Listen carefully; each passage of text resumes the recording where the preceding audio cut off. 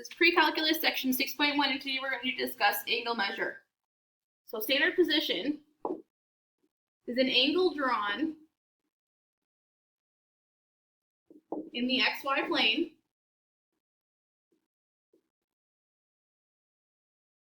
with vertex at the origin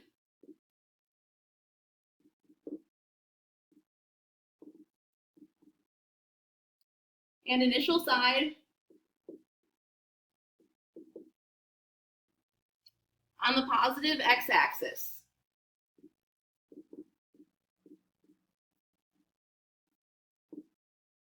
So looking at the picture, the red arrow on the x-axis is the initial side.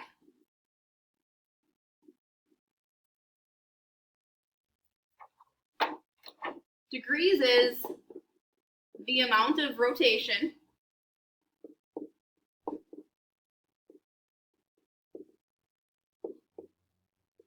from the initial side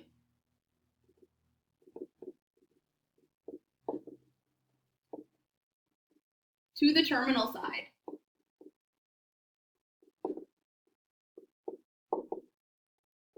So in the picture, the red arrow in the second quadrant is known as the terminal side.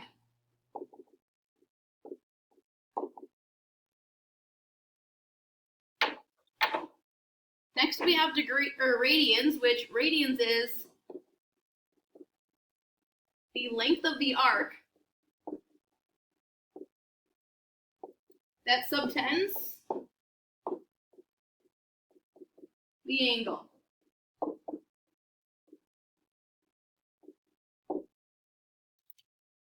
So looking at the bottom picture, the angle of the arc is the radian measure of theta. So radian is always along the circumference, along the arc. So there's definitely a relationship between degrees and radians. We know the circumference of the unit circle is either 360 degrees or 2 pi radians. This is information we have learned in Chapter 5, and all the information we learned in Chapter 5 will be used throughout Chapter 6. If we have an arrow along the positive x-axis, this is 0 degrees or 0 radians. If we have an arrow along the negative x-axis, this is 180 degrees or just pi radians, or RAD for short. With this, we know that 1 radian is equal to 180 degrees divided by pi, which comes out to be about 57.3 degrees. We also know that 1 degree is equal to the reciprocal, which is just pi over 180 degrees, which is about 0.017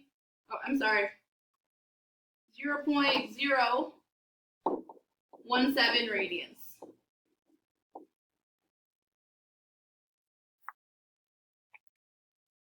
Looking at our examples, we want to express each of the following in radians. So in order to convert degrees to radians, we have to simply multiply by pi over 180 degrees. For number 1, we have negative 135 degrees, so we take negative 135 and we multiply by pi over 180. Notice that our degrees will cancel out, and we are left with 3 pi over 4 radians. For number 2, we have 228 degrees, so we take 228 degrees, we multiply that by pi over 180 degrees.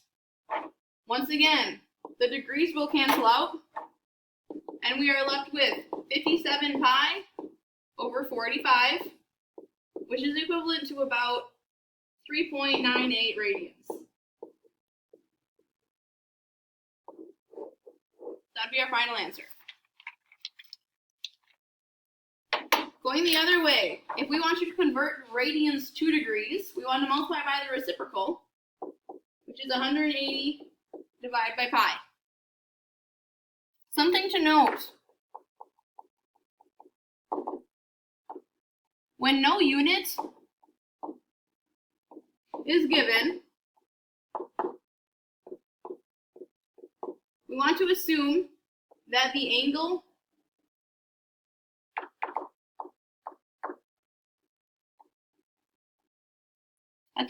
is assumed to be measured in radians.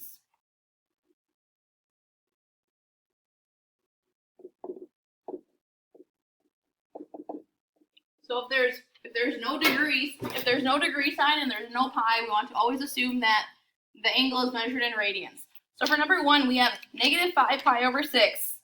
In order to convert this to degrees, we take negative 5 pi over 6 and we multiply by 180 divided by pi. Simplifying this, we just get an answer of negative 150 degrees. For number 2, we need to convert 4 into degrees. Notice that 4 doesn't have a degree sign and it's just a whole number, so we have to assume that it's in radians. So we take 4 and we multiply that by 180 divided by pi. When we do so, we get an answer of 720 over pi, which simplifies to about 229 and 1800ths degrees. Next, we're going to discuss coterminal angles. We say that two angles in standard form, or in standard position,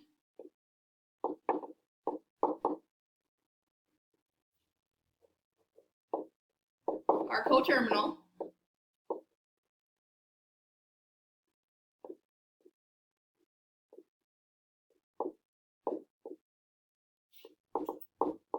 If their sides coincide.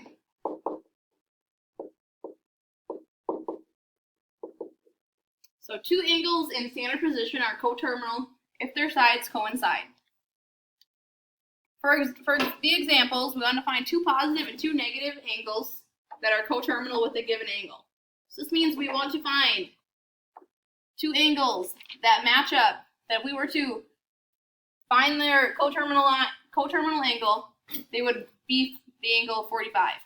To do so, we just take 45 degrees and we add 360 to 45. When doing this, we get an answer of 405 degrees. To find another positive angle, we take that same 405 and we add another 360 degrees to get an angle of 765 degrees. If we want to find two negative angles, we take 45 degrees and we subtract off 360 degrees to get an angle of negative 315 degrees. To find another negative angle, we take negative 315 and we subtract off another 360 degrees to get another angle of negative 675 degrees. So those would be your four angles that all have a coterminal angle of 45, or a terminal angle of 45. For number 2, we have 2 pi over 3. So given 2 pi over 3, if we want to find another, that would be in the second quadrant, and if we want to find another angle that would lie directly on top of that, we just add 2 pi to 2 pi over 3 to get an answer of 8 pi over 3. Taking 8 pi over 3 to find an equivalent angle, we just add 2 pi again to get an angle of 14 pi over 3. To find a negative angle, we take 2 pi over 3 and we can subtract off 2 pi to get an angle of 4 pi over 3. And similarly, take negative 4 pi over 3, subtract off another 2 pi to get an angle of negative 10 pi over 3.